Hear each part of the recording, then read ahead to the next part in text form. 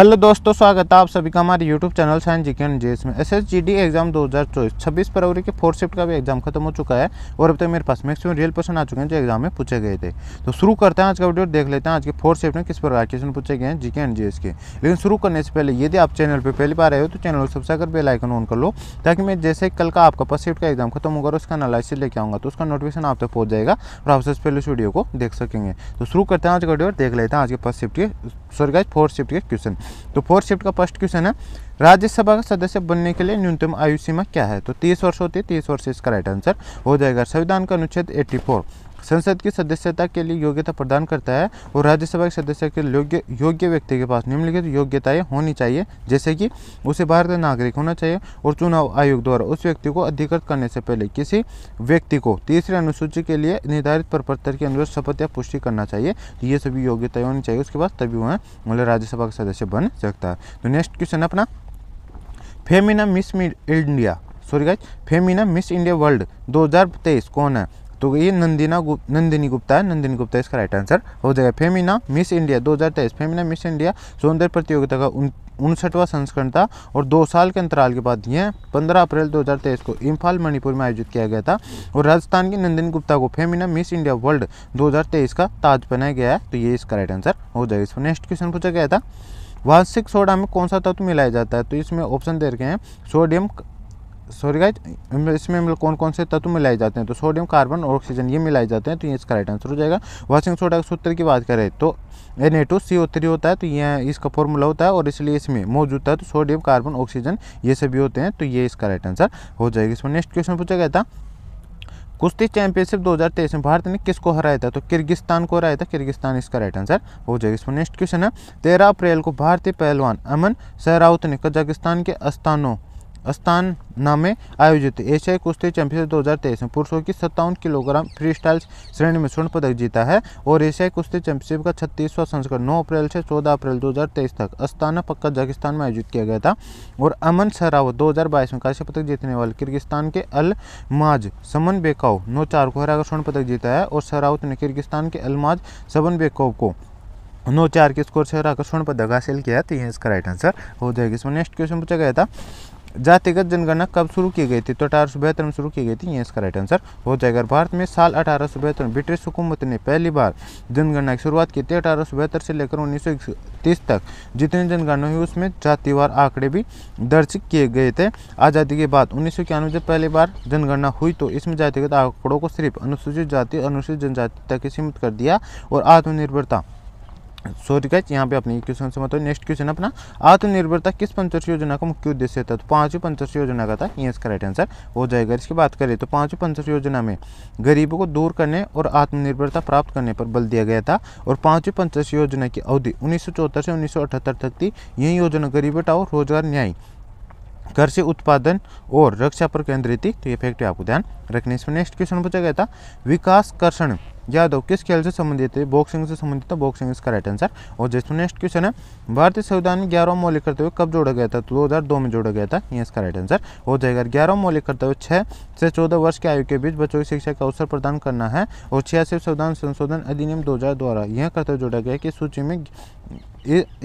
में जोड़ा गया 11वां मौलिक कर्तव्य है और 6 से 14 वर्ष की आयु को बच्चों की शिक्षा का अवसर प्रदान करना माता पिता का कर्तव्य होगा। तो ये इस प्रकार है इसका 11वां मौलिक कर्तव्य होने वाला है। तो ये फैक्ट पे आपको ध्यान रखना है। इसमें नेक्स्ट क्वेश्चन पूछा गया था, भारत किस देश के साथ सबसे लंबी सीमा साझा करता है? तो बांग्लादेश के साथ सीमा साझा करता है बांग्लादेश, इसका राइट आंसर हो जाएगा। ये भारत के साथ सबसे लंबी सीमा साझा करता है और बांग्लादेश भारत के साथ 4096 किलोमीटर लंबी यानी 2545 मील अंतर्राष्ट्रीय सीमा साझा करता है और बांग्लादेश भारत सीमा दुनिया की 5वीं सबसे लंबी भूमि सीमा है। 5 भारतीय राज्यों जो बांग्लादेश के साथ अपनी सीमा साझा करते हैं असम, त्रिपुरा, मिजोरम, मेघालय, पश्चिम बंगाल है। और भारत के पड़ोसी देशों के साथ साझा की गई सीमाओं की लंबाई कितनी है? तो बांग्लादेश के साथ सबसे ज़्यादा 4096.7 किलोमीटर है और चीन के साथ की बात करें तो 3488 किमी है। पाकिस्तान के साथ 3323 किलोमीटर है।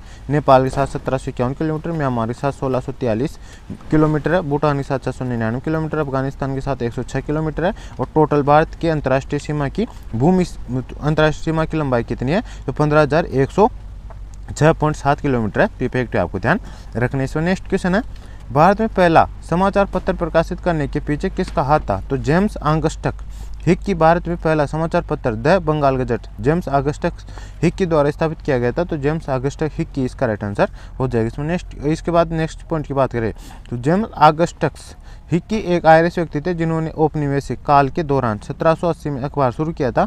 द बंगाल गजट को कलकत्ता जनरल एडवर्टाइजर के नाम से जाना जाता है, तो ये फैक्ट आपको ध्यान रखने। इसमें नेक्स्ट क्वेश्चन पूछा गया था, यदि हम जीएनपी से मूल्य ह्रास घटाते तो हमें प्राप्त होने वाली कुल आय का माप कहा जाता है, तो उसे शुद्ध राष्ट्रीय उत्पाद यानी एनएनपी कहा जाता है, तो ये इसका राइट आंसर हो जाएगा। शुद्ध राष्ट्रीय उत्पाद एनएनपी सकल राष्ट्रीय उत्पाद जीएनपी से जो देश के नागरिकों द्वारा विदेश में और घरेलू स्तर उत्पादित तैयार माल और सेवाओं को कुल मूल्य घटा मूल्य ह्रास न्यूनतम उत्पादक मानकों को जारी रखने में राष्ट्र की सफलता को मतलब ये इस प्रकार का पॉइंट होने वाला है। तो नेक्स्ट क्वेश्चन अपना, बस्तर दशहरा निम्नलिखित में किस राज्य में मनाया जाता है, तो छत्तीसगढ़ में मनाया जाता है, छत्तीसगढ़ इसका राइट आंसर हो जाएगा। बस्तर दशहरा की बात करें तो छत्तीसगढ़ बस्तर जिले में मनाया जाने वाला एक त्यौहार है जो मध्य भारत में स्थित है। यह त्यौहार 75 दिनों तक मनाया जाता है और अपने अनोखे रीति रिवाजों और परंपराओं के लिए जाना जाता है, तो इफेक्ट आपको ध्यान रखनी। इसमें नेक्स्ट क्वेश्चन पूछा गया था, 2023 में कबड्डी वर्ल्ड कप भारत किस देश को हरा कर जीता था, तो ईरान को हरा कर जीता था, ईरान इसका राइट आंसर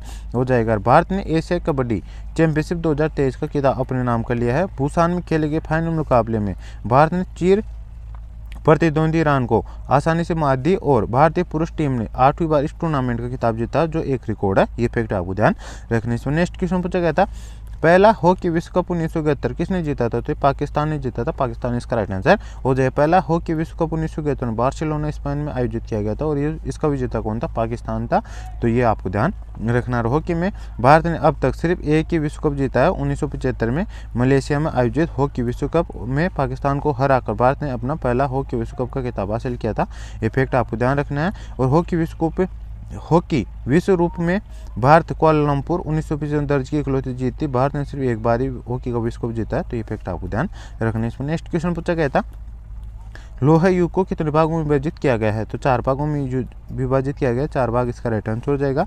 उन समयों को दर्शाता है जब लोहा आयरन का उपयोग समाज में प्रमुख हो गया था। यह युग चार भागों में विभाजित होता था, प्राचीन लोह युग, मध्य लोह युग और नवीन लोह युग, इस प्रकार से 4 भागों में विभाजित था, तो ये भी आपको ध्यान रखना। इसमें नेक्स्ट क्वेश्चन है, निम्न में से बैडमिंटन से संबंधित कौन है, तो प्रकाश पादुकोण ऑप्शन देर करते हैं, यह इसका राइट आंसर हो जाएगा। प्रकाश पादुकोण की बात करती है, एक पूर्व भारतीय बैडमिंटन खिलाड़ी है, उन्हें 1980 में विश्व नंबर 1 का स्थान दिया गया था, तो फैक्ट पे ध्यान रखना है। और उसी वर्ष में all England open badminton championship जीतने वाले पहले भारतीय बने थे, तो फैक्ट पे आपको ध्यान रखना। इसमें नेक्स्ट क्वेश्चन पूछा गया था, भारत संविधान का अनुच्छेद 51A कब से लागू हुआ था, तो ये जनवरी 1977 से लागू हुआ था, तो ये इसका राइट आंसर हो जाएगा। और अनुच्छेद 51 यह नागरिकों के मौलिक कर्तव्यों से संबंधित है और इसे 1976 के 42 संविधान संशोधन अधिनियम द्वारा भारतीय संविधान में शामिल किया गया था और संशोधन 18 दिसंबर 1976 संसद द्वारा पारित किया गया था। यह जनवरी 1977 से 3 जनवरी 1977 से लागू हुआ था, तो ये फैक्ट आपको ध्यान